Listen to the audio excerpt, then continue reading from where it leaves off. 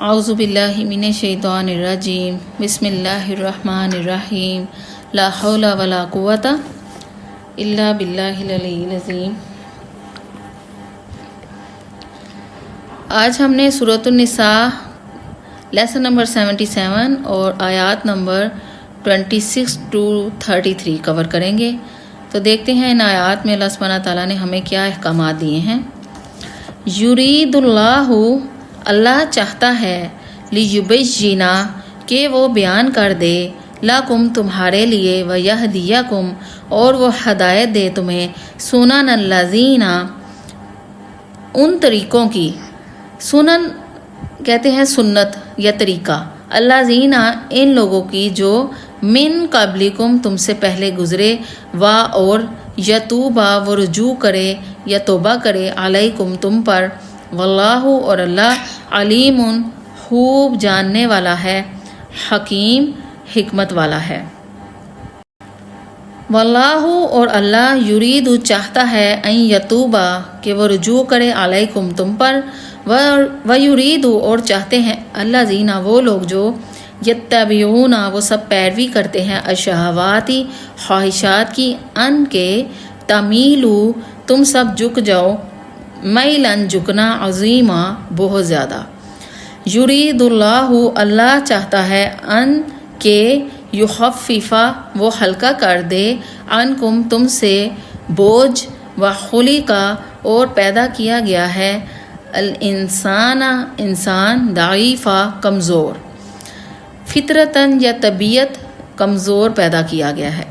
یا ایھا الذین اے وہ لوگو جو آمنو سب ایمان لائے ہو، لا تاکلو نہ تم سب کھاؤ، اموالکم اپنے مال، بینکم اپنے درمیان، بالباطلی باطل طریقے سے، الا مگر ان یہ کہ تکون ہو تجارتاً تجارت، ان ترادن باہمی رضامندی سے، منکم تمہاری طرف سے، والا اور نہ تقتلو تم سب قتل کرو، انفسکم اپنے آپ کو، ان اللہ بے شک اللہ کانا ہے بکم تم پر رحیمہ بڑا مہربان۔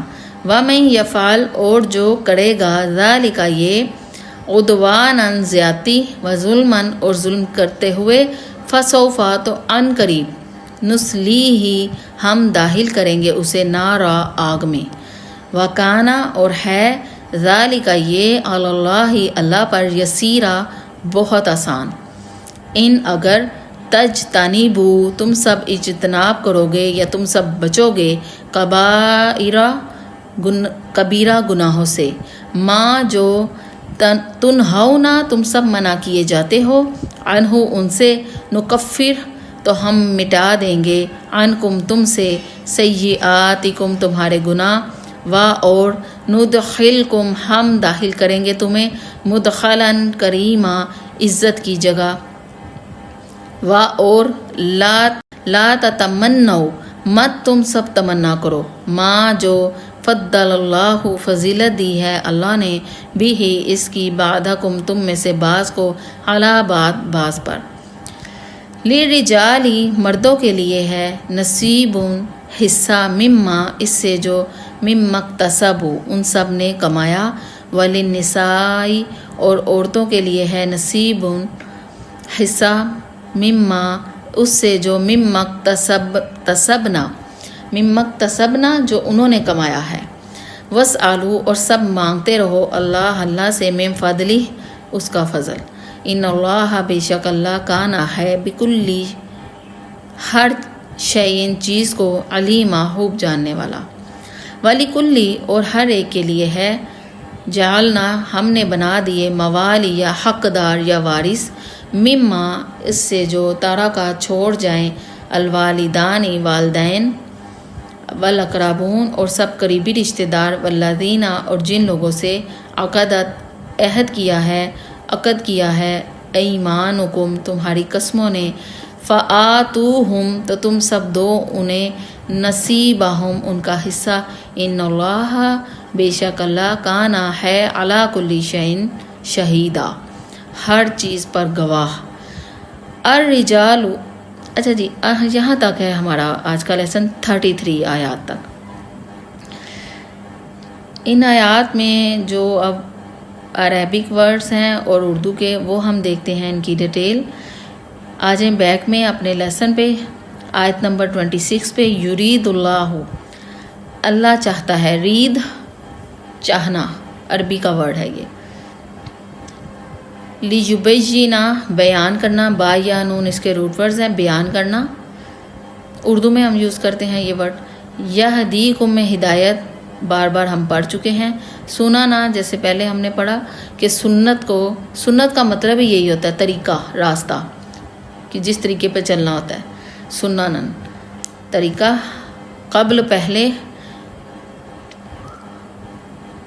یتوبہ میں توبہ، توبہ کا مطلب توبہ، لیکن رجوع کے معنوں میں بھی آتا ہے، کیونکہ جب اللہ سبحانہ تعالیٰ کے لیے یہ ورڈ یوز ہوا ہے قرآن میں، تو اللہ تو نہیں توبہ کرتا، اللہ رجوع کرتا ہے۔ واللہ علیم حکیم، اللہ سبحانہ تعالیٰ کے دو نام ہیں، علیم جاننے والا، حکیم حکمت والا۔ واللہ یرید اگین ریپیٹ ہوا ہے اس لائن کے اندر، آپ دیکھیں یتوبہ بھی ریپیٹ ہوا ہے اور یرید 2 دفعہ آیا ہے۔ نیکسٹ آئیں یتبعون، تابعین، اتباع کرنا، پیروی کرنا۔ شہوات، خواہشات کی، شہوات جو نفس کی خواہشات ہوتی ہیں، دنیاوی خواہشات، نفس کی خواہشات، شہوات۔ تمیلوں میں میم یا لام، میلان کے طرف رجحان ہو انسان کا، اردو میں یوز ہوتا ہے میلان، طبیعت کے اندر جو میلان ہوتا ہے انسان کی، جھک جانا، رجحان ہو جانا، میلان جھکنا، عظیمہ بہت زیادہ۔ نیکسٹ پیج میں دیکھیں یریدہ، پھر اگین یہ ورڈ یوز ہوا ہے، یخفف، تخفیف، خفیف ہلکا، تخفیف۔ خلقہ تخلیق کرنا، خلقت تخلیق، کریشن۔ انسان، ضعیف کمزور، ضعیف جو بڑھاپے کے لیے یوز ہوتا ہے ورڈ، اور کمزوری کی حالت کے لیے یوز ہوتا ہے ضعیف۔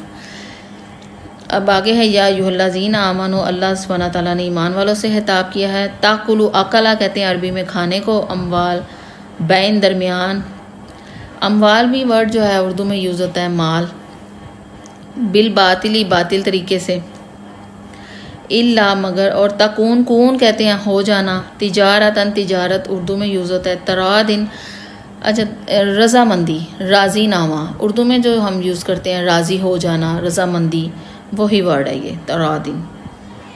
تقتلوا قتل کرنا، انفس نفس، سارے وہی ورڈ ہیں جو موسٹلی ہم پہلے بھی پڑھ چکے ہیں اور ہم اردو زبان میں یوز بھی کرتے ہیں۔ اور پھر آگے اللہ سبحانہ تعالیٰ کی صفت رحیمہ، مہربان۔ وَمَن یفعل، فاعل لام فعل، عمل کرنا، کوئی کام کرنا، فعل۔ عدوان عداوت، دشمنی، زیادتی، ظلماً ظلم۔ فسوف، دیکھیں سوف، سا ہم پہلے بھی بار بار پڑھ چکے ہیں، سا فیوچر کو پریزنٹ کرتا ہے، ان قریب۔ نسلیہ، ہم داخل کریں گے، سا لام یا، عربی کا ورڈ ہے نسلیہ، ہم داخل کریں گے اسے۔ داخل کرنے کے لیے داخلہ بھی یوز ہوا ہے قرآن کے اندر نا، اور یہاں پر نیا ورڈ ہے نسلیہ، ہم داخل کریں گے۔ نارا، آگ، ذالک یہ یا وہ، اور یسیرا آسان، یسیرا عربی میں کہتے ہیں آسان کو۔ آگے ہے تجتنبوا، اجتناب کرنا، بچنا، اردو میں بھی ہم یوز کرتے ہیں نا اجتناب کرنا، بچنا کسی چیز سے۔ کبائر، کبیرہ گناہ۔ تنہونا، نہیں، منع ہو جانا۔ نکفر، مٹا دینا۔ کفر ویسے تو کہتے ہیں انکار کرنا، کفر، یہ نکفرہ، نکفر مٹا دینا، ڈیلیٹ کر دینا ڈیٹا۔ سیئاتکم، سیئہ گناہ۔ ندخلکم، یہاں پر داخل کے لیے دال ہا اور لام کا ورڈ یوز ہوا ہے، داخلہ، ہم داخل کریں گے تمہیں۔ مدخلاً، کریمہ، عزت کی جگہ پہ، کریم عزت کا مقام۔ تتمنو تمنا اردو میں بھی ہم یوز کرتے ہیں، تا میم نون تمنا کرنا، خواہش کرنا. فضل فضیلت، بعضکم علی بعض اردو کا ورڈ بعض اردو میں یوز ہوتا ہے نا بعض ورڈ، تو اردو کا یہ ہم سمجھتے ہیں ورڈ ہے تو عربی کا لیکن اردو کا زبان کا حصہ بن گیا ہے نا. لی رجال، رجال کہتے ہیں مرد کے لیے یوز ہوا ہے قرآن میں. اور نصیب حصہ، نصیب جو ہم کہتے ہیں نا نصیب کا جو لغوی معنی ہے، لفظی معنی ہے مین حصہ. تو ہم جب کہتے ہیں نا نصیب میں ہے یہ، تو اس کا مطلب ہمارے حصے میں ہے یہ. اللہ نے ہمارے نصیب میں جو لکھا ہے، اللہ نے یعنی ہمارے حصے کے اندر جو لکھا ہوا ہے، تو نصیب کا مطلب ہے حصہ. ممک تصبو، کسب کہتے ہیں کمانے کو. عربی میں کسب یوز ہوتا ہے محنت مزدوری کمانا. تو قرآن کے اندر جو کسب کا ورڈ یوز ہوا ہے وہ مال کمانے کے لیے تو نہیں یوز ہوا، وہ اعمال کے لیے یوز ہوا ہے. سینس چینج ہو گئی نا، مطلب وہی ہے کمائی، لیکن اس کی سینس قرآن کے اندر چینج ہو گئی ہے کہ اعمال کمانے ہیں. مال نہیں کمانے کی بات ہوئی، اعمال کمانے کی بات ہوئی ہے مردوں کے لیے بھی. اور اللہ سبحانہ تعالیٰ نے یہاں ایک اور چیز ہمارے لیے کلیئر کر دی ہے، للنساء، عورتوں کے لیے بھی، کہ عورتوں کے لیے بھی حصہ ہے مما اکتسبنا، جو انہوں نے کمایا اعمال. تو یہاں پر رجال اور نساء، مردوں اور عورتوں دونوں کے لیے اللہ نے کلیئر کر دی ہے بات کہ اعمال دونوں نے ہی کرنے ہیں. عورت اس سے بڑی و ذمہ نہیں ہے. اللہ سبحانہ تعالیٰ نے جو سوال مردوں سے کرنے ہیں ذمہ داریوں کے لیے، دین کے لیے، دنیا داری کے لیے، وہی سوال عورتوں سے بھی ہونے ہیں. جو اپنی اپنی فیلڈ کے سوال ہیں اللہ سبحانہ تعالیٰ نے دونوں سے پوچھنا ہے. یہاں اللہ نے یہ سینس کلیئر کی ہے. نیکسٹ ورڈ ہے وسعلو. وسعلو سوال، سین الف لام یا سین واو لام سوال، کوشچن، مانگنا. فضلی فضل، ان اللہ کان بکل شیء علیما، اور اللہ خوب جاننے والا ہے. وَلِكُلٍّ، ہر ایک کے لیے ہے. جالنا، جالا بنا دیا، موالی حقدار، عربی کا ورڈ ہے موالی یا حقدار. ترک چھوڑ دینا، والدان والدین، اقربون قریبی رشتہ دار قرابت دار. عقدت عہد کرنا، عقد کرنا عہد کرنا. ایمانکم، ایمانکم قسمیں. فآتوہم، آتو دینا. نصیبہ حصہ. ان اللہ کان علی کل شیء شہیدا، شہیدہ گواہ، گواہی دینا، گواہ. یہ اللہ سبحانہ تعالیٰ کی یہ بھی صفت ہے، اللہ سبحانہ تعالیٰ کا نام ہے، صفت ہے شہید. یہاں تک ہمارا آج کے لیسن کا ورڈ ٹو ورڈ ٹرانسلیشن، اور ہم نے اس میں عربی کے الفاظ دیکھے، اردو کے دیکھے. امید ہے آپ کو اچھی طرح سمجھ آ گئی ہوگی. اب ہم اس کی تفسیر سٹارٹ کرتے ہیں، دیکھتے ہیں ان آیات میں اللہ سبحانہ تعالیٰ نے ہمیں کیا احکامات دیے ہیں. آیت نمبر 26. اللہ چاہتا ہے کہ اپنے احکام تمہارے لیے بیان کر دے اور تمہیں ان طور طریقوں پر لے آئے جو نیک لوگ تم سے پہلے گزرے ہیں، اور تم پر رحمت کے ساتھ توجہ فرمائے. اور اللہ ہر بات کا جاننے والا بھی ہے اور حکمت والا بھی ہے. اب یہاں اس آیت میں اللہ سبحانہ تعالیٰ نے کیا فرمایا؟ اللہ چاہتا ہے کہ اپنے احکام تمہارے لیے بیان کر دے. پہلی تو بات یہی اللہ تعالیٰ نے کلیئر کر دی ہے کہ قرآن ہے کس مقصد کے لیے. تو یہاں اللہ تعالیٰ نے فرما دیا یرید اللہ، اللہ چاہتا ہے کہ اللہ اپنے احکام تمہارے لیے بیان کر دے. کس میں؟ قرآن میں. تو قرآن کس کی کتاب ہے؟ احکامات کی اور ہدایت کی کتاب جو اللہ نے نازل کی ہے، جس میں اللہ نے ہمارے لیے احکامات بیان کیے ہیں. یہ بھی سینس کلیئر کیا اللہ نے کہ ہم نے قرآن کو کس سینس میں لینا ہے. کیا آیا صرف ہم نے اس کو ایک ثواب کی کتاب سمجھنا ہے، یا ہدایت احکامات لینے کی، ہدایت لینے کی کتاب سمجھنا ہے؟ تو یہاں اللہ تعالیٰ نے فرمایا ہے احکامات تمہارے لیے اللہ تعالیٰ چاہتا ہے بیان کر دے، اور جو پہلے لوگ نیک لوگ گزرے ہیں تمہیں بھی ان طور طریقوں پر لے آئے. سبحان اللہ، کتنی ہی خوبصورت بات اللہ تعالیٰ نے یہاں کی ہے کہ پچھلے نیک لوگ جو گزر چکے، اللہ چاہتا ہے کہ ہم لوگ بھی اسی پیٹرن پہ چلیں. سبحان اللہ. قیامت تک کہ ہر مسلمان اور ہر اس انسان کے لیے یہ بات ہے جو قرآن پڑھے اور جو قرآن سیکھے، کہ اللہ تعالیٰ یہ چاہتا ہے، اور ہم سب کے لیے اللہ یہ چاہتا ہے کہ جو نیک لوگ ہم سے پہلے گزر چکے ہیں، جنہوں نے جنتیں حاصل کر لی ہیں، ہم بھی ان طور طریقوں پر آ جائیں، ہم بھی اسی سنت پہ آ جائیں، ہم بھی انہیں نیک لوگوں کی روش اختیار کر لیں. کہ اور کون چاہتا ہے؟ اللہ نہیں چاہتا ہم دوزخ میں جائیں. اللہ چاہتا ہے ہم نیک لوگوں کی روش اختیار کریں اور ہم جنت حاصل کریں. یہ اللہ چاہتا ہے. اور اللہ چاہتا ہے تم پر رحمت کے ساتھ توجہ فرمائے. اور اللہ ہر بات کا جاننے والا بھی اور حکمت والا بھی ہے.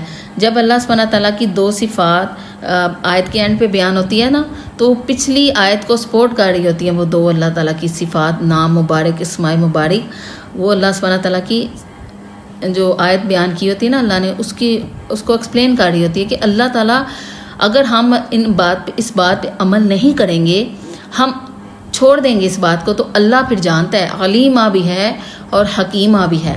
علیمہ یہ ہے، جاننے والا وہ یہ ہے کہ وہ دیکھ رہا ہے، وہ جان رہا ہے کہ تم انسان، ہم سب انسان کتنا عمل کر رہے قرآن پہ. اور حکمت یہ ہے اس کی کہ وہ آسمان سے عذاب نازل نہیں کرتا، وہ خاموشی اختیار کیے ہوئے ہے، وہ دیکھ رہا ہے، جان رہا ہے، اور حکمت اختیار کی ہوئی ہے اس نے. اس کی لاٹھی ایک دم نہیں برستی. وہ انسان کو نا اللہ ڈیل دیتا ہے.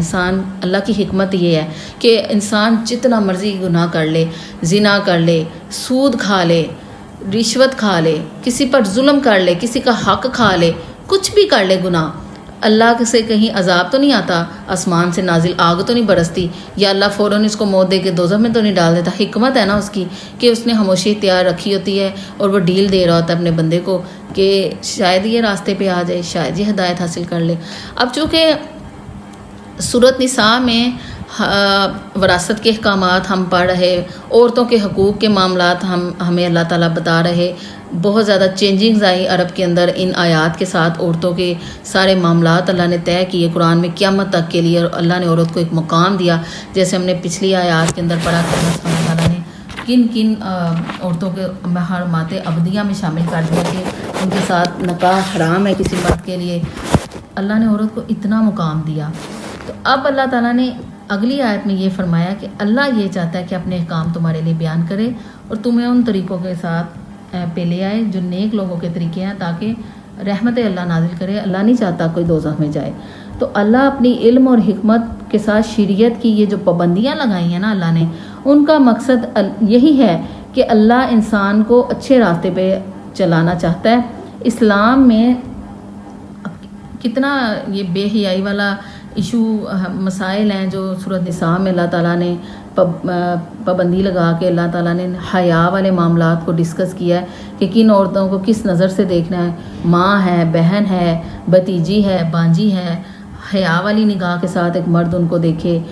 جو بھی معاملہ جو پچھلی آیات کے اندر جو اللہ تعالیٰ نے خواتین کا ہمیں بتایا، اور بانجیاں ہیں، اور پھر جو بیوی کی بہن ہے، بیوی کی ماں ہے، تو یہ وہ حیا والے رشتے ہیں جن کو ایک مرد نے عزت احترام کی نگاہ سے دیکھنا ہے ساری زندگی. ان کے ساتھ بے حیائی والا معاملہ اللہ تعالیٰ نے پابندی لگائی ہے. تو اسلام ہمیں پابندیاں نہیں ہیں، اسلام کی یہ شریعت کی یہ پابندی انسان کے اپنی مائنڈ ہے، چاہے ان کو سختی کے طور پہ لے لے، پابندی کے طور پر لے لے، یا ان کو اسلام کی دین اسلام کی خوبصورتی کے اینگل سے لے لے کہ یہ اسلام کی خوبصورتی ہے کہ اللہ تعالیٰ نے ہمارے ساتھ یہ جو ایک حدود لگا دی ہیں کہ ایک مرد کو اپنی لائف کیسے گزارنی ہے، کن عورتوں کو کے ساتھ اس نے کہا اس کا جائزہ، کن عورتوں کو اس نے عزت اور احترام کی نگاہ سے دیکھنا ہے. تو قرآن میں یہ حدود لگائی ہیں اللہ تعالیٰ نے، یہ پابندیاں شریعت کی یہ حدیں ہیں، اور اسی میں انسان کی بقا ہے، اسی میں ایک معاشرے کی بقا ہے، اسی میں ایک خاندان کی بقا ہے. اگر آپ امیجن کریں کہ اللہ تعالیٰ نے یہ پابندیاں نہ لگائی ہوتی، یہ حدود نہ لگائی ہوتی، تو انسان تو جانور کے سٹیج کے اوپر آ کے زندگی گزارا ہوتا، کیونکہ جانوروں کے اندر یہ تمیز نہیں نہ ہوتی کہ کیسے معاملات کو لے کے چلنا ہے. لیکن ایک اللہ تعالیٰ نے انسان کا معاملہ ٹوٹل چینج کیا ہے، اور حدود اور قیود کے ساتھ اللہ تعالیٰ نے انسان کو حد بتا دیا ہے کہ کیسے معاملات کو خاندانوں کے اندر ایک مرد نے لے کے چلنا ہے. یہ سارا ان آیات میں سورۃ نساء کی ان آیات میں اللہ سبحانہ تعالیٰ نے ہمیں بتایا ہے، اور یہی اسلام کی خوبصورتی بھی ہے. آیت نمبر 27 ہے، اللہ تو چاہتا ہے کہ تمہاری طرف توجہ کرے، اور جو لوگ نفسانی خواہشات کے پیچھے لگے ہوئے ہیں وہ چاہتے ہیں کہ تم راہ راست سے ہٹ کر بہت دور جا پڑو۔ اب وہی بات جو اللہ تعالیٰ نے ہمیں بتائی ہے کہ آج کے جیسے ماڈرن دور کے اندر شریعت کی پابندی کو لوگ اپنے لیے بہت سخت سمجھتے ہیں۔ بعض لوگ کہتے ہیں نا شریعت کی یہ پابندیاں ہیں، ہم آج کا بڑا ماڈرن دور ہے اور ہم لوگوں نے شریعت کی پابندیوں کو اپنے اوپر لوگ جو ہیں وہ ایک مشکل تصور کرتے ہیں امپلیمنٹ کرنا۔ اب جن لوگوں نے اپنا دین چھوڑ دیا ہوا ہے، ایتھیسٹ بن گئے ہوئے ہیں، وہ تو یہی ریزن بیان کرتے ہیں نا کہ ہم لوگ تو دین کی شریعت کی ان پابندیوں کے کیا کرنا ہے، کیسے کرنا ہے، کیوں کرنا ہے، تو ہم تو ان شریعت کی پابندیوں کی وجہ سے یہ مریض بن گئے، ذہنی مریض بن گئے ہیں کہ ہم کیا کریں۔ حالانکہ کامن سینس کے ساتھ اللہ تعالیٰ کی ان پابندیوں کے پیچھے ہی ہمارے لیے رحمت چھپی ہوئی ہے، کیونکہ اللہ نے انسان کو جانوروں کی طرح تو پیدا نہیں کیا۔ سارے معاملات میں جو فیملی سسٹم میں، خاندانی نظام میں ڈسپلن ہے، سیکس ڈسپلن بھی اللہ تعالیٰ نے ہمیں سارا بتایا ہے، شرعی پابندیاں، پردے کا نظام سارا معاشرے کے اندر جب خاندانی نظام کو لے کے چلنا ہوتا ہے تو اس کے اندر سارے معاملات بھی اللہ تعالیٰ نے پھر ہمیں ایک لائف پیٹرن سکھا دیا ہے، پردے کے، حجاب کے سارے معاملات، شریعت کی پھر پابندیاں تو اللہ تعالیٰ نے حدیں تو لگانی ہیں، پھر یہ سارے معاملات کو جو انسان ٹیکل کر سکتا ہے۔ اگر ایک مرد، آپ امیجن کریں کہ اگر ایک مرد ہے وہ اپنی بیوی کے علاوہ ایک سے زیادہ عورتوں کی طرف متوجہ ہو، تو کیا وہ اپنی بیوی کے ساتھ مخلص ہوگا، سنسیئر ہوگا؟ اسی طرح ایک عورت اگر ایک سے زیادہ، چونکہ اب تو پابندیاں ہیں اور ایسا ہوتا نہیں، لیکن ایک سوال ہے کہ بفرض محال اگر ایک عورت ایک سے زیادہ مردوں کے ساتھ اٹیچ ہو جائے تو کیا وہ اپنے شوہر کے ساتھ سنسیئر ہوگی؟ نہیں، دونوں کا جواب نہیں ہے۔ تو اس کا مطلب کہ شریعت کی یہ پابندیاں، یہ حدیں اتنی ضروری ہیں کہ اللہ تعالیٰ نے یہ حدیں لگا کے دونوں کو ایک دوسرے کے ساتھ، میاں بیوی کو ایک دوسرے کے ساتھ مخلص کر دیا ہے۔ اخلاص کے ساتھ اللہ نے کہا دونوں ایک دوسرے کے ساتھ زندگی گزارو اور خاندانی نظام کو میاں بیوی لے کر چلیں اور ایک اچھا معاشرہ ڈیولپ ہو، کیونکہ اسلام فیملی سسٹم کے بغیر معاشرے کا وجود ہی نہیں ہے۔ اسلام کے اندر مذہب اور دین میں یہی تو فرق ہے، مذہب تو ایک علیحدہ چیز ہے، دین ایک فیملی سسٹم، ایک پورا سوشل سسٹم، ایک پورا پولیٹیکل سسٹم کو بیان کرتا ہے ہمارا دین، اس کے بغیر دین ہمارا مکمل نہیں ہے۔ تو اسلام کے اندر یہ جو خاندانی نظام ہے، یہ شرعی پابندیوں کے بغیر ممکن ہی نہیں، پاسبل ہی نہیں ہے۔ پردہ ہوگا تو آنکھوں کی حفاظت ہوگی، جیسے اللہ تعالیٰ نے سورۃ نور میں مردوں کو بھی اپنی نگاہیں نیچی کرنے کا حکم دیا اور عورتوں کو بھی، ٹھیک ہے۔ تو غیر محرم کی طرف دیکھنا مردوں کے لیے بھی اللہ تعالیٰ نے حرام قرار دیا اور عورتوں کے لیے بھی۔ اسی طرح صرف کسی غیر محرم کی طرف دیکھنا حرام نہیں ہے، دوسروں کی نعمتوں کی طرف دیکھ کر حسد محسوس کرنا بھی اسی میں شامل ہے۔ اس کو کہتے ہیں کہ اپنی نگاہوں کی حفاظت کرنا۔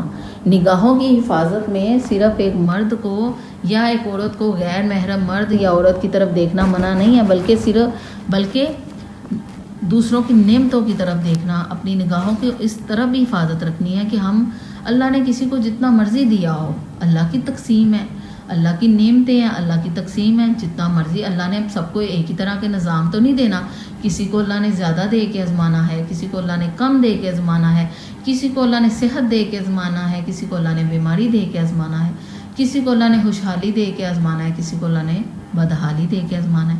تو یہ تو اللہ کا نظام ہے، اللہ کی دنیا ہے۔ تو اس میں اب جو بدحال شخص ہے وہ کسی کی خوشحالی کی نعمتیں دیکھ کر اپنی نگاہوں کو اس طرف لگا کے اور اس کی نعمتوں سے حسد میں مبتلا ہو جائے، تو اللہ تعالیٰ نے اس چیز سے بھی بچنے کا حکم دیا ہے۔ اس لیے اب اس میں ایک یہ بھی پوائنٹ آ جاتا ہے کہ بعض جگہ پہ کہا جاتا ہے کہ پہلی نظر جو اچانک اٹھ جانے والی ہوتی ہے وہ جی معاف ہے۔ اب اس میں پہلی نظر معاف نہیں ہوتی، یہ سینس سمجھنے کی ہے، غور سے سمجھنے کی بات اس میں یہ ہے کہ کسی جگہ پر ایک مرد کو اگر معلوم ہو کہ عورتیں موجود ہیں تو وہ پہلی نظر ہی ہے، کیونکہ اس کو معلوم تو ہو گیا نا کہ یہاں پر خواتین موجود ہیں۔ اب وہ اندر انٹر ہو اور وہاں پہ کہے جی پہلی نظر معاف ہے، تو یہ تو وہ دوسری نگاہ ہوگی، دوسری نگاہ معاف نہیں ہے، کیونکہ پہلی نگاہ وہ یہ تھی کہ اس مرد کو معلوم تھا کہ وہاں پر خواتین ہیں۔ تو پہلی نگاہ کسی بات کو سمجھ لینا کہ یہاں پر مرد کے لیے یہ معاملہ کہ یہاں پر عورتیں موجود ہیں، یا عورتوں کے لیے یہ معاملہ یہاں پر مرد موجود ہیں، تو یہ پہلی نگاہ میں ہی آتا ہے کہ پتہ ہے، موجود ہے، جاننا کے بارے میں پتہ ہے کہ یہ یہاں پر مرد یا غیر محرم موجود ہے. تو پھر اب جب نگاہ اٹھے گی وہ دوسری نگاہ میں شمار ہوگی، تو وہ معاف نہیں ہے، اس کا وہ گناہ میں آتا ہے. تو اسی لیے فتنوں سے اگر آج کے دور میں بچنا ہے تو شریعت کی ان احکامات، ان حدود، میں تو اسے پابندیاں بالکل نہیں کہوں گی، میں کہوں گی کہ شریعت کی جو احکامات تو ہیں ہی، شریعت کی حدود ہیں جو اللہ سبحانہ تعالیٰ نے بڑی خوبصورتی کے ساتھ ایک خوبصورت معاشرے کی ڈیولپمنٹ کے لیے اللہ سبحانہ تعالیٰ نے انسانوں پہ لگائی ہیں حدود. تو اس لیے انہی میں بچنے میں ایک ہماری عافیت ہے، مرد کی عافیت ہے، عورت کی عافیت ہے، اور پوری فیملی کی عافیت ہے.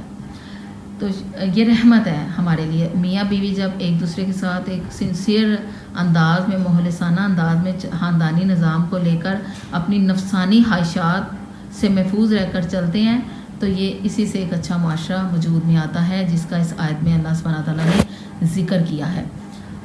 آیت نمبر 27 میں اللہ تو چاہتا ہے کہ تمہاری طرف توجہ کرے، اور جو لوگ نفسانی خواہشات کے پیچھے لگے ہوئے ہیں وہ چاہتے ہیں کہ تم راہ راست سے ہٹ کر بہت دور جا پڑو. اب آپ کو سمجھ آئی کہ اللہ کیا چاہتا ہے. اللہ چاہتا ہے کہ ہم اللہ کی طرف متوجہ ہوں، ہم اللہ کی بات مانیں، اور جو لوگ اپنی نفسانی خواہشات، شہوات کے پیچھے لگے ہوئے ہیں وہ یہ چاہتے ہیں کہ انسان جو ہے نا راہ راست سے ہٹ جائے اور اپنی گمراہی میں دور جا پڑے، جبکہ اللہ ایسا نہیں چاہتا. نیکسٹ آیت نمبر 28 میں اللہ چاہتا ہے کہ تمہارے ساتھ آسانی کا معاملہ کرے اور انسان کمزور پیدا ہوا ہے. جی اللہ تعالیٰ دیکھیں کیا کیا چاہتا ہے. سبحان اللہ، اللہ بہت ہی ہمارا بھلا چاہتا ہے، اللہ ہمارے لیے بہت اچھا چاہتا ہے. آسانی والا معاملہ کرے کیونکہ اللہ کو پتہ ہے، کیونکہ اللہ کریٹر ہے، ہم اس کی کریشن ہے. اللہ کو پتہ ہے انسان ضعیفہ ہے، انسان کمزور پیدا ہوا ہے، فطرتاً انسان کی نیچر کمزور ہے. اوپر سے انسان جتنا مرضی پہلوان بن جائے، باڈی جتنی مرضی اسٹرونگ کر لے، اس کی بات نہیں ہو رہی، انسان کی نیچر کی بات ہو رہی ہے کہ انسان کی نیچر کمزور ہے، انسان فطرتاً کمزور پیدا ہوا ہے. انسان کے پاس صرف ایک چیز ہے جو اسے سب پہ باری کر دیتی ہے، وہ کیا ہے؟ عقل. انسان کے پاس جو عقل ہے نا، وہ اس کو باقی تمام چیزوں کے اوپر باری کر دیتی ہے. باقی تمام معاملات میں انسان کمزور ہے، جانوروں سے بھی کم ہے، سب چیزوں سے انسان کمزور واقع ہوا ہے. اب آپ دیکھیں ہاتھی ہے، ہاتھی زمین پہ، ہاتھی کے پاس کتنی پاور ہے. ہاتھی زمین پہ پاؤں مارتا ہے نا تو 40 کلومیٹر دور باقی ہاتھیوں سے وہ کمیونیکیٹ کر لیتا ہے، رابطہ کر لیتا ہے ان کے ساتھ. اتنی اس کی پاور سینس دیے ہوئے اللہ نے اس کو. اب انسان کو تو یہ سینس نہیں اللہ نے دی ہوئی. اب اسی طرح آپ ماڈرن سائنس کے اندر بھی دیکھیں کتنا آج کا ایک جدید دور آ گیا ہوا ہے، لیکن اس کے باوجود سونگھنے کی حس کس کی تیز ہے؟ کتے کی.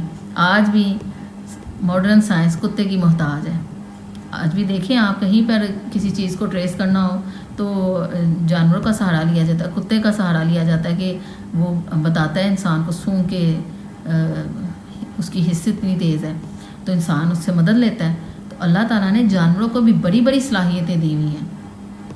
اسی طرح آپ دیکھیں عقاب ہے، کتنے کلومیٹر دور سے اوپر پرواز اس کی ہوتی ہے اور نیچے وہ اپنا شکار دیکھ لیتا ہے. اس کی آئی سائٹ اتنی تیز ہے، انسان کی اتنی تیز نہیں ہے. اسی طرح آپ دیکھیں رشیا میں جو ہر سال 5000 کلومیٹر دور سے جو سرحاب کا جو پرندہ ہے وہ سفر کرتا ہے ہوا کے اندر، گرم ممالک کا رخ کرتے ہیں، سردی کے ممالک سے گرم ممالک کے اندر آتے ہیں، ہوا میں اڑتے ہوئے سوتے ہیں وہ. اگر ہم جانوروں، یہ تو چند مثالیں اگر میں نے آپ کو دی ہیں، اگر جانوروں کی ان خوبیوں کو ہم کاؤنٹ کرنا شروع کر دیں نا تو انسانی عقل حیران رہ جائے. انسان کے پاس یہ صلاحیتیں نہیں ہیں، انسانی عقل حیران رہ جائے، ایسی ایسی اللہ تعالیٰ نے جانوروں کو صلاحیتیں دی ہوئی ہیں. اس کے برعکس آپ دیکھیں انسان کا بچہ کتنا ویک ہے، کتنا ویک پیدا ہوتا ہے، کتنا کمزور پیدا ہوتا ہے کہ وہ جلدی سنبھلتا ہی نہیں ہے. کتنے سال لگ جاتے ہیں اس کو، پہلے اس کو سنبھالنے میں کتنے سال لگ جاتے ہیں، پھر اس کی تربیت کرنے میں کتنے سال لگ جاتے ہیں. تو کتنا فطرتاً انسان کمزور پیدا ہوا ہے لیکن پاور اشرف المخلوقات کون ہے؟ انسان. اس کی وجہ کیا ہے؟ کیونکہ اللہ نے انسان کو عقل دیا اور اپنی اسی عقل کو استعمال کر کے بڑے بڑے جانور جن کو اللہ تعالیٰ نے بے شمار صلاحیتیں دی ہیں وہ ڈرتے ہیں، وہ انسان ان پہ قابو پا لیتا ہے، انسان ان کو قابو میں کر لیتا ہے. کرتا ہے نا انسان قابو. انسان اپنی عقل کے سر پہ شیر کا بھی شکار کر لیتا ہے جو کہ ایک جنگل کا بادشاہ کہلاتا ہے. ہر جانور کا شکار کر لیتا ہے، ہر جانور کو اپنے تابع کر لیتا ہے، ہر جانور کو اپنے قابو میں کر لیتا ہے. انسان کیونکہ اس کے پاس وہ بے شک صلاحیتیں جانوروں والی نہیں ہے، لیکن اس کے پاس جو عقل اللہ نے دی ہوئی ہے نا اس کو، وہی اس کو باقی جانوروں سے اشرف المخلوقات کے درجے پہ لے آتی ہے. لیکن فطرت جو نیچر ہے انسان کی وہ کمزور ہے، جو اللہ سبحانہ تعالیٰ نے اصل میں انسان کی اوقات ہی دکھائی ہے. یہاں پر ہمیں اللہ چاہتا ہے کہ تمہارے ساتھ آسانی کا معاملہ کرے اور انسان کمزور پیدا ہوا ہے. اور اسی طرح ہم دیکھتے ہیں کہ انسان کے اندر جو سیکس کی خواہش ہے، فزیکل جو انسان کی خواہشات اللہ نے انسان کے ساتھ لگائی ہوئی ہیں مرد و خواتین کے ساتھ، اس میں بھی انسان کمزور واقع ہوا ہے. اسی لیے اللہ تعالیٰ کو تو پتہ تھا انسان کی یہ نیچر ہے، انسان اپنی اس خواہش پہ قابو نہیں رکھ سکتا. اگر اللہ تعالیٰ جائز طریقے سے نکاح کو نہ رکھتے تو انسان ناجائز طریقے سے نکاح کے بغیر جانوروں کے طریقے پہ آ کے اپنی اس خواہش کو، اپنی سیکس کی اس خواہش کو پورا کرتا. تو اللہ تعالیٰ نے کیا، اللہ کو تو پتہ تھا انسان کی اس کمزوری کا، تو اللہ تعالیٰ نے نکاح کو آسان بنایا اور جائز طریقے سے اللہ نے فرمایا کہ اپنی اس خواہش کو پورا کرو. تو اس لیے اللہ چاہتا ہے کہ تمہارے ساتھ آسانی کا معاملہ کرے، کیونکہ انسان کمزور پیدا ہوا ہے، انسان قابو نہیں پا سکتا اپنے پہ، اور قابو پانے والے پھر اعلیٰ ترین درجے میں آتے ہیں. آیت نمبر 29 سورۃ النساء. اے ایمان والو، آپس میں ایک دوسرے کے مال ناحق طریقے سے نہ کھاؤ، الا یہ کہ کوئی تجارت باہمی رضامندی سے وجود میں آئی ہو تو وہ جائز ہے، اور اپنے آپ کو قتل نہ کرو، یقین جانو اللہ تم پر بہت مہربان ہے. اب یہاں سورۃ نساء کی آیت نمبر 29 ایک کریٹیکل آیت ہے، اس کو تھوڑی سی سمجھنے کی ضرورت ہے کہ یہاں اللہ تعالیٰ نے ایک تو حکم دیا ہے ایمان والوں کو کہ ایک دوسرے کے مال آپس میں ناحق طریقے سے نہ کھاؤ، الا یہ کہ کوئی تجارت باہمی رضامندی سے وجود میں آئی ہو تو وہ جائز ہے، اور اپنے آپ کو قتل نہ کرو. اپنے آپ کو قتل کرنے سے کیا مراد ہے؟ اپنے آپ کو قتل کرنے سے مراد یہاں پر یہ ہے کہ دوسروں کا انسان مال حق طریقے سے کھانا وہ تو ہے ہی حرام، لیکن کسی کی جان لینا اس سے بھی زیادہ اللہ نے کہا ہے حرام ہے. اس لیے کہ جب انسان دوسرے کو قتل کرتا ہے تو اصل میں وہ اپنے آپ کو ہی قتل کرتا ہے نا. اس لیے کہ ایک تو اگر دوسرا بھی جو قتل کرتا ہے قاتل، وہ خود بھی تو اس کے بدلے میں قتل ہو سکتا ہے نا، اور اگر وہ قتل نہ ہو تو شریعت اس کو سزا دیتی ہے قتل کی، کیونکہ قتل کے بدلے قتل ہے. تو قتل کا مطلب یہ ہے کہ دوسروں کی جان پہ ظلم کرنا کا مطلب یہ ہے، دوسرے کو قتل کرنے کا مطلب یہ ہے اپنے آپ کو ہی قتل کر دینا، کیونکہ قاتل کی خود کی لائف بھی ختم ہو جاتی ہے، خود بھی وہ قتل ہو سکتا ہے. اگر آخرت میں تو، دنیا میں تو یہ سزا ہے قتل کے بدلے قتل، آخرت میں اس موت سے بدتر سزا ہے ہمیشہ کی جہنم. تو اس لیے یہاں پر اللہ سبحانہ تعالیٰ نے ہمیں احکامات دیے ہیں. اے ایمان والو، ایمان والوں سے خطاب کیا جا رہا ہے اسپیشل طور پہ کہ آپس میں ایک دوسرے کے ایک تو مال نہ کھاؤ، اور دوسرا آپس میں ایک دوسرے کو قتل نہ کرو. اسی طرح انسانی معاشرے کے اعتبار سے معاشرے کا جو بقا ہے، جو معاشرہ جو سروائیو کرتا ہے وہ دو چیزوں پہ سروائیو کرتا ہے. ایک تو دوسرے کے جان کا احترام اور دوسرے کی مال کا احترام. جان اور مال کی حفاظت پہ ایک معاشرہ سروائیو کرتا ہے. ادروائز جس معاشرے کے اندر جان کی حفاظت نہیں ہوگی اور مال کی حفاظت نہیں ہوگی، کیا وہ ایک محفوظ معاشرہ ہوگا؟ ہمیں اگر پتہ چل جائے کہ ہم گھر سے باہر نکلیں اور ہماری جان کو خطرہ ہے، یا ہم گھر سے باہر نکلیں تو ہمارے مال کو خطرہ ہے، تو کیا ہم گھر سے باہر نکلیں گے؟ نہیں نکلیں گے. اس لیے تو کیسا ایک معاشرہ ڈیولپ ہوگا؟ ایک بدترین معاشرہ وہ ہوگا جس میں ایک انسان کی جان اور مال کا ہی تحفظ نہیں ہوگا. اور اچھا معاشرہ وہی ہے جس میں ایک انسان بلا خوف و خطر جان کی محفوظ ہو اس کی اور اس کا مال بھی محفوظ ہو. اور ہمارے نبی صلی اللہ علیہ وآلہ وسلم نے کے ذریعے اللہ سبحانہ تعالیٰ نے قرآن کے اندر ایک انسان کو جان اور مال کا احترام سکھایا ہے. اور ہمارے پیارے نبی صلی اللہ علیہ وآلہ وسلم نے اس کی ہمیں سکھایا، اس کو قرآن کی آیات کو ہمیں اس کی تربیت کی اور سکھایا کہ کیسے ایک انسان کی جان کتنی ضروری ہے اور اس کا مال کی حفاظت کتنا ضروری ہے تاکہ ایک اچھا معاشرہ ڈیولپ ہو. مذہب بیس کرتا ہے ایمانیات کے بعد اخلاقیات پہ. یاد رکھیں دین کو صرف اس ہر سینس میں سمجھنا ہوتا ہے. مذہب ہے تو یہ ہے نا کہ ہم نمازیں پڑھیں، ہم قرآن کو ثواب کے لیے پڑھیں اور ہم تسبیحات پڑھیں، ٹھیک ہے، اچھی بات ہے، وہ تو ایک مذہب کا حصہ ہے، ہم اپنی جنت کی فکر کریں. لیکن ایک معاشرہ، ہمارا دین جو ہمیں سکھاتا ہے وہ پورا معاشرہ سکھاتا ہے. ہمارا دین اس میں سیاست بھی آتی ہے، اس میں اخلاقیات بھی آتے ہیں، اس میں پورا فیملی سسٹم آتا ہے، اس میں پورا سوشل سسٹم آتا ہے. تو دین کی بنیاد اخلاقیات کے اوپر آتی ہے جس میں ایک انسان دوسرے انسان کی عزت کا تحفظ بھی کرتا ہے اور ایک عورت دوسری عورت کی عزت کا محافظ ہوتی ہے. ایک مرد و خواتین مل کے ایک معاشرے کو وجود میں لاتے ہیں نا، تو انسان جس میں مرد بھی آتا ہے عورت بھی آتی ہے، دوسرے کی جان کی بھی حفاظت کریں، مال کی بھی حفاظت کریں، عزت کی بھی حفاظت کریں. ایک مومن جب ایک اس لیول پہ زندگی گزارتا ہے تو ایک ایسا معاشرہ ڈیولپ ہوتا ہے جو اخلاقیات سے بھرپور معاشرہ ہوتا ہے اور وہی معاشرہ ایک اچھا معاشرہ ہوتا ہے. اور یہی ریاست مدینہ تھی اور یہی ریاست مدینہ کی ہمارے پیارے نبی صلی اللہ علیہ وسلم نے بنیاد رکھی اور جو کہ قیامت تک کے لیے ایک رول ماڈل بن گیا ریاست مدینہ. اللہ سبحانہ تعالیٰ سے دعا کرتے ہیں ہم یہاں کہ ہمارے ملک پاکستان کو بھی اللہ تعالیٰ ریاست مدینہ میں ڈیولپ کر دے. ریاست مدینہ جیسا ایک معاشرہ ہمارے پاکستان کے اندر بھی بن جائے اور ہمارے پاکستانیوں کی زندگیوں میں بھی سکون آ جائے. آمین. اگلی آیت ہے، دیکھیں ہمارا دین کتنا خوبصورت دین ہے جو اللہ نے قرآن کے اندر سکھایا آپ، اور کتنا پیارا امن والا ہے ہمارا دین ہے جو کہ ایک نفس بنفس کی اللہ تعالیٰ عزت احترام، جان مال کی عزت اور احترام سکھاتا ہے اللہ. سبحان اللہ.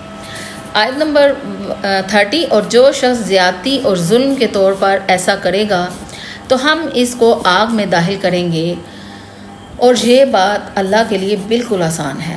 جی اب اللہ تعالیٰ کی نرمی تو ہم نے دیکھی ہے. اللہ تعالیٰ جب سختی بھی آتا ہے نا، جب اس کے احکامات کی خلاف ورزی ہوتی ہے تو پھر وہ سخت بھی بہت ہے. قرآن کا اللہ پھر بڑا سخت ہے اپنے معاملات میں، اپنے احکامات میں. اب یہاں اللہ سبحانہ تعالیٰ نے فرمایا ہے کتنی سخت بات کہ اللہ کے لیے انسان کو آگ میں داخل کرنا بہت آسان ہے، بہت ہی آسان ہے.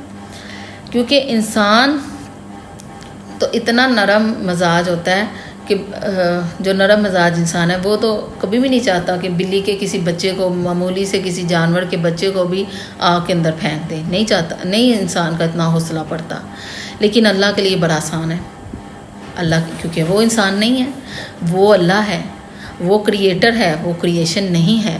تو اللہ تعالیٰ کے لیے انسان کو آگ کے اندر داخل کرنا بڑا آسان ہے. ایک ماں کا دل اتنا نرم ہوتا ہے کہ ایک ماں کبھی بھی نہیں چاہتی کہ اپنے دشمن کے بچے کو بھی آگ کے اندر پھینک دے. لیکن اللہ کے لیے آسان ہے کیونکہ اللہ ماں نہیں ہے. تو اس لیے اللہ کو ماں کے ساتھ تشبیہ دینا اللہ کی ڈیوائن انسلٹ ہے. اللہ تعالیٰ ماں نہیں ہے، اللہ رب ہے، خالق ہے، کریٹر ہے. اس نے اپنے معاملات کو لے کے چلنا ہے، اس نے اپنے احکامات کو لے کے چلنا ہے، اس نے اپنی دنیا کے نظام کو لے کے چلنا ہے. وہ کسی انسان کے اوپر تو ڈپینڈ نہیں کرتا. تو اسی سے معاشرے میں بگاڑ آیا نا کہ اللہ تعالیٰ کا کنسیپٹ ہی علماء نے لوگوں کو غلط پیش کیا ہے، جس کی وجہ سے لوگوں نے دین کو اتنا لائٹ لے لیا، اللہ کو سیریس ہی نہیں لیا. لوگوں نے اللہ کو سیریس ہی نہیں لیا. اب آپ دیکھیں اس کی مثال ہے، کیسے سمجھ لیں. ماں کے بچے لاڈلے ہوتے ہیں اور باپ ذرا سخت مزاج ہوتا ہے. نارملی نرم مزاج باپ بھی ہوتے ہیں، لیکن نارملی باپ کی طبیعت میں ذرا سختی ہوتی ہے اور ماں کی طبیعت میں ذرا نرمی ہوتی ہے زیادہ تر. تو باپ کو لوگ بچے سیریس لیتے ہیں عموماً، اور ماں کو بچے لائٹ لیتے ہیں. ماں کو بچے اپنا دوست تصور کرتے ہیں، کیونکہ ماں کو لاڈ دکھاتے ہیں، ماں کو سیریس نہیں لیتے. تو اللہ تعالیٰ کو ماں کے ساتھ تشبیہ دے دی، اور علماء نے، اور یہ ایک غلط کنسیپٹ اللہ کا پیش کر کے لوگوں نے اللہ کو سیریس ہی نہیں لیا کہ اللہ تو بڑا ہی مہربان ہے، اللہ تو 70 ماؤں سے زیادہ پیار کرنے والا ہے، اللہ نے تو ہمیں جنت میں ہی بھیجنا ہے، اللہ نے دوزخ میں بھیجنا ہی نہیں ہے. تو یہ ایک ایسا کنسیپٹ اللہ تعالیٰ کا علماء نے پیش کر دیا، جس کی وجہ سے ہماری امت کے اندر یہ بگاڑ آیا کہ لوگ دین سے دور ہو گئے، قرآن سے دور ہو گئے، اللہ سے دور ہو گئے. بس جانا ہی جنت میں، جنت کا اصول آسان کر دیا نا. تو ایک اللہ کا وہ روح ہے، مہربان صفت والا، رحیم صفت والا، لیکن وہ بھی ہمیں پتہ ہے کن لوگوں کے لیے ہے. تو یہاں پر اللہ تعالیٰ نے فرمایا کہ اللہ کے لیے انسان کو آگ میں داخل کرنا بڑا آسان ہے، کوئی مشکل نہیں ہے. آیت نمبر 31. اور اگر تم ان بڑے بڑے گناہوں سے پرہیز کرو جن سے تمہیں روکا گیا ہے تو تمہاری چھوٹی برائیوں کا ہم خود کفارہ. اور اگر تم ان بڑے بڑے گناہوں سے پرہیز کرو جن سے تمہیں روکا گیا ہے تو تمہاری چھوٹی برائیوں کا ہم خود کفارہ کر دیں گے اور تم کو ایک باعزت جگہ داخل کر دیں گے. اب یہاں پر ایک فلسفہ بیان کیا گیا ہے، اس فلسفے کو سمجھنے کی ضرورت ہے. 31 نمبر آیت سورۃ النساء. اگر انسان بڑے بڑے گناہوں سے پرہیز کرے تو چھوٹی برائیوں کا اللہ تعالیٰ خود ہی کفارہ کر دیں گے. اب اس کا یہ مطلب سب سے پہلی بات تو یہ مطلب لینے کی بالکل ضرورت نہیں ہے کہ چھوٹے چھوٹے گناہ جتنے مرضی کر لیں ہمیں ان سے معافی مل جائے گی. تو یہاں یہ سمجھنے کی ضرورت ہے کہ چھوٹے چھوٹے گناہ ہی بڑے بڑے گناہوں میں بدل جاتے ہیں. پہاڑ کنکریوں سے بنتا ہے، قطرہ قطرہ مل کے ہی سمندر بنتا ہے. قطرہ قطرہ کسی پتھر کے اوپر بھی پڑے تو پتھر میں بھی سوراخ ہو جاتا ہے. اسی طرح چھوٹی چھوٹی برائیاں کرنے سے ہی بڑے بڑے گناہ کرنے آسان ہو جاتے ہیں. یہ بات سمجھنے کی ہے. دین کی صرف آیت کو نہیں لینا ہم نے کہ آیت میں اللہ نے کہہ دیا ہے بڑے بڑے گناہوں سے بچ جاؤ، چھوٹے گناہوں کا کفارہ اللہ کر دے گا، تو بس چھوٹے چھوٹے گناہ کر لیں جتنے مرضی، کوئی مسئلہ نہیں ہے. دین کی آیت کی گہرائی کے اندر اترنا ہوتا ہے، موتی چننے ہوتے ہیں، پھر اس دین کی اس آیت کی حکمت کو سمجھنا ہوتا ہے کہ اللہ سبحانہ تعالیٰ کا یہاں مقصد کیا ہے بات کرنے کا.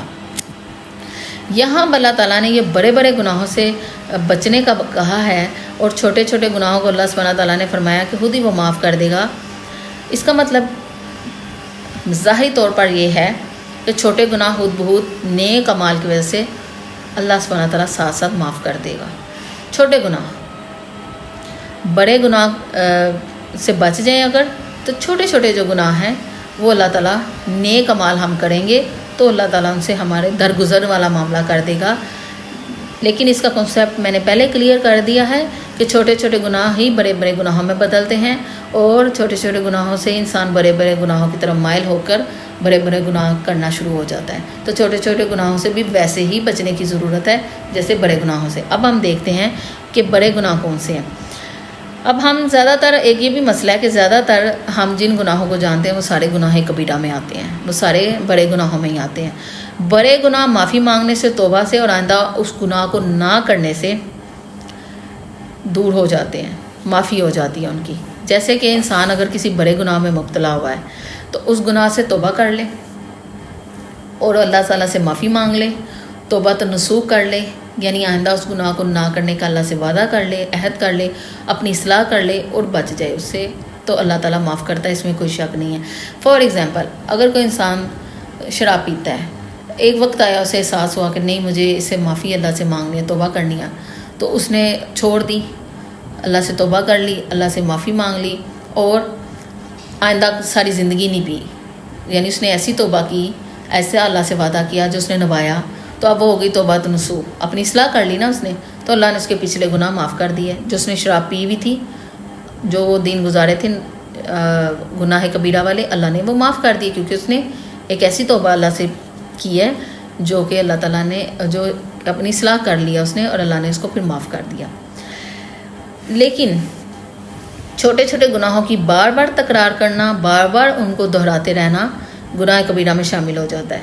لیکن ایسے گناہ جو کبھی کبھی انسان کر دیتا ہے، جیسے چھوٹے چھوٹے سارے دن میں انسان سے کوئی بات ایسی منہ سے نکل آتی ہے، کوئی حرکت ایسی سرزد ہو جاتی ہے، تو اللہ تعالیٰ انسان نماز بھی تو پڑھتا ہے نا، انسان تسبیحات بھی تو پڑھتا ہے، اس لیے تو انسان کہتے ہیں کہ زیادہ سے زیادہ نیک اعمال کرنے چاہیے۔ انسان جو اللہ کا ذکر کرتا ہے، تسبیح پڑھتا ہے، یعنی اللہ کا ذکر کرتا ہے، یا قرآن پڑھتا ہے، قرآن سیکھتا ہے، قرآن کا علم حاصل کرتا ہے، جو بھی نیکیاں کماتا ہے، تو جو انسان سے کبھی کبھی کوئی ایسی منہ سے بات نکل گئی، کوئی لا علمی میں نکل گئی، یا غیر اختیاری طور پہ انسان سے کوئی چھوٹا سا کوئی غلط بات ہو گئی، غلط کام ہو گیا، تو پھر وہ صغیرہ جو گناہ ہیں وہ اللہ تعالیٰ معاف فرما دیتے ہیں۔ لیکن بات وہی آ گئی بار بار کہ بار بار چھوٹے چھوٹے گناہوں کو کرنے سے پھر وہی گناہ کبیرہ میں بھی بدل جاتے ہیں، پھر ان کی معافی بھی نہیں ملتی، اور بعض کا تو ایسا ہوتا ہے کہ ان کی توبہ کی بھی توفیق نہیں ہوتی ہے۔ اب بڑے بڑے گناہ کون سے ہیں یہ دیکھنا ہے۔ شرک کرنا، ناحق کسی کو قتل کرنا، زنا کرنا، شراب پینا، والدین کے ساتھ برا سلوک کرنا، والدین کی نافرمانی کرنا، جھوٹی قسم اٹھانا، اور یتیم کا مال کھانا، سود کھانا، جادو کرنا، اور میدان جنگ میں پیٹھ پھیر کر بھاگ جانا، یعنی جنگ کا میدان چھوڑ دینا، جنگ نہ لڑنا، اور پاک دامن عورتوں پر الزام یا تہمت لگانا، چوری کرنا، خیانت کرنا، امانت میں خیانت کرنا، منافقت کرنا، یعنی سامنے سے کچھ اور پیچھے سے کچھ اور، دل میں کچھ اور ظاہر میں کچھ اور، منافقت۔ اب آپ دیکھیں یہ سارے جو علامات ہیں، یہ سارے جو گناہ ہیں، یہ گناہ کبیرہ ہیں۔ ہم جن گناہوں کو جانتے ہیں نا وہ سارے گناہ کبیرہ میں آتے ہیں، اور ان سے بچنا ہے۔ یہ سارے گناہ کبیرہ ہیں، ان سے بچنا ہے۔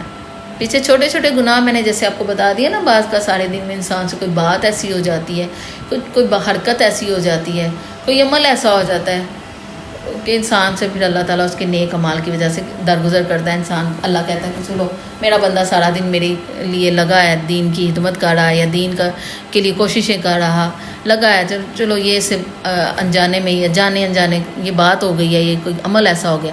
لیکن یہ جو اعمال ہیں، جو گناہ ہیں، گناہ کبیرہ بڑے بڑے گناہ ہیں جو میں نے آپ کو بتائے ہیں۔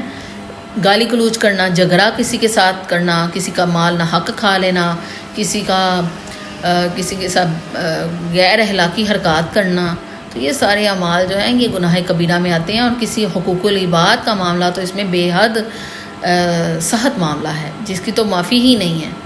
تو ان معاملات سے، ان گناہوں سے بچنے کی ضرورت ہے۔ تو اللہ سبحانہ تعالیٰ نے فرمایا ان گناہوں سے بچ جاؤ گے تو اللہ تم کو ایک ایسی باعزت جگہ داخل کرے گا۔ اب وہ باعزت جگہ کون سی ہے؟ وہ ہے جنت، اللہ کی جنت۔ اور جنت کے بارے میں ایک بات یاد رکھیں کہ جنت کے اندر درجات ہیں، جنتیوں کو درجات ان کے اعمال کے مطابق ملیں گے، جیسے جس نے جتنے اعمال کیے ہوں گے اس کے مطابق درجہ مل جائے گا، کمائی ہوں گی، جتنے زیادہ اعمال کیے ہوں گے اس لیول کی جنت اس کو مل جائے گی، اسی لیول کی اس کو آسائشیں، جنت میں اللہ کا دیدار، اللہ سبحانہ تعالیٰ کا دیدار نصیب ہوگا۔ اب جو اعلیٰ درجے والے جنتی ہیں ان کو تو روز بھی ہوگا دیدار، احادیث سپورٹ کرتی ہیں نا ان آیات کو۔ جی اگلی آیت ہے آیت نمبر 32، اور جن چیزوں میں ہم نے تم کو ایک دوسرے پر فوقیت دی ہے ان کی تمنا نہ کرو، مرد جو کچھ کمائی کریں گے ان کو اس میں سے حصہ ملے گا، اور عورتیں جو کچھ کمائی کریں گی ان کو اس میں سے حصہ ملے گا، اور اللہ سے اس کا فضل مانگا کرو، بے شک اللہ ہر چیز کو خوب جاننے والا ہے۔ اب اس آیت میں اللہ سبحانہ تعالیٰ نے فرمایا ہے کہ مت تمنا کرو ان چیزوں کی جو اللہ نے بعض کو بعض پہ فضیلت کے ساتھ عطا کی ہوئی ہیں۔ کسی کے ساتھ حسد نہیں کرنا۔ فار ایگزامپل اگر کسی کی صورت اللہ نے اچھی بنا دی ہے، خوبصورت بنا دیا، کسی کو اللہ نے خوبصورت نہیں بنایا، کسی کو سفید کسی کو سیاہ بنا دیا ہے، کسی کے پاس دولت زیادہ ہے، تو اللہ تعالیٰ نے بنایا نا سارا نظام، تو اللہ سبحانہ تعالیٰ نے فرمایا ہے کہ تمنا نہ کرو، حسرت میں مبتلا نہ ہو جاؤ۔ جس کو جس لیول پہ اللہ نے رکھا ہے، بعض کو بعض پہ فضیلت دی ہے، تو اس پہ قناعت اختیار کرو، بس نیکیاں کماؤ زیادہ سے زیادہ۔ جن احکامات کا اللہ نے حکم دیا ہے ان پر عمل کرنے کی ضرورت ہے، زیادہ سے زیادہ نیکیاں کمانے کا حکم اللہ نے، اعمال کمانے کا، مرد کو بھی اور عورت کو بھی، رجال و نساء دونوں کو اللہ نے حکم دیا ہے، مما اکتسبنا، کہ زیادہ سے زیادہ نیکیاں کمانی ہیں۔ اس چکر میں نہیں پڑنا انسان نے کہ کس کے پاس کیا ہے کیا نہیں، دیکھیں ہی نا جو مرضی ہو کسی کو اللہ نے دولت کا ڈھیر دیا ہو، سونے کا پہاڑ دیا ہو، ہمیں کیا، ہمیں اللہ نے جس حال میں رکھا ہم خوش ہیں. بس یہ ہے قناعت، یہ ہے اللہ کے ساتھ وہ رضامندی کہ جس پہ انسان کہتا ہے اللہ میں تیری رضا میں راضی، تو اللہ بھی کہتا ہے میں پھر اپنے بندے پہ راضی. تو یہ وہ اعلیٰ مقام ہے انسان کا کہ انسان اپنی مرضی سے نہیں بنا، اپنی مرضی سے اپنے سرکمسٹانسز کو چینج نہیں کر سکتا. بس اللہ کی رضا میں راضی رہ کے اعمال زیادہ سے زیادہ نیکیاں کما کے ایک مرد اور ایک عورت اپنی آخرت اپنی مرضی سے بنا سکتے ہیں. دنیا انسان اپنی مرضی سے نہیں بنا سکتا، ایک مرد اور ایک عورت دنیا اپنی مرضی سے نہیں بنا سکتا، لیکن وہی مرد اور وہی عورت آخرت اپنی مرضی کی بنا سکتا ہے، اور بنا سکتی ہے نیکیاں زیادہ سے زیادہ کما کے، اعمال زیادہ سے زیادہ کر کے.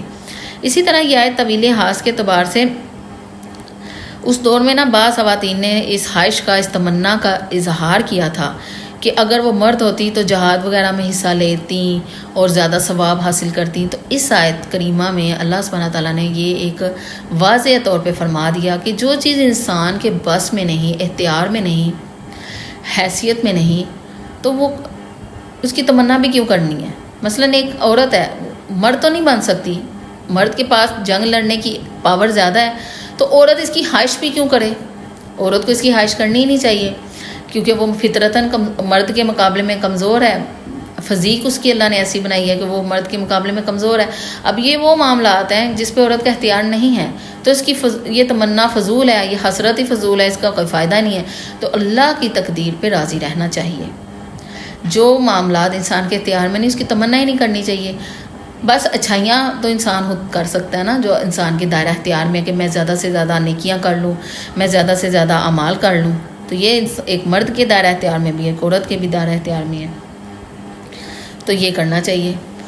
تو اللہ تعالیٰ نے یہاں اعمال کے لیے مرد اور عورت میں کوئی فرق نہیں رکھا.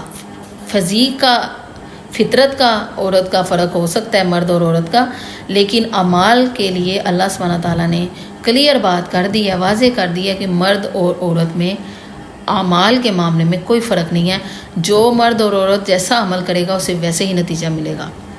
اسی طرح دنیاوی معاملات بھی دیکھنا ہے کہ دنیا کے معاملات میں کسی پہ حسرت نہیں کرنی، حسد نہیں کرنا.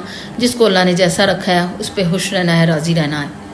آیت نمبر 133، اور ہم نے ہر اس مال کے کچھ وارث مقرر کیے ہیں جو والدین اور قریب ترین رشتہ دار چھوڑ کر جائیں، اور جن لوگوں سے تم نے کوئی عہد باندھ رکھا ہو ان کو ان کا حصہ دو، بے شک اللہ ہر چیز پر گواہ ہے.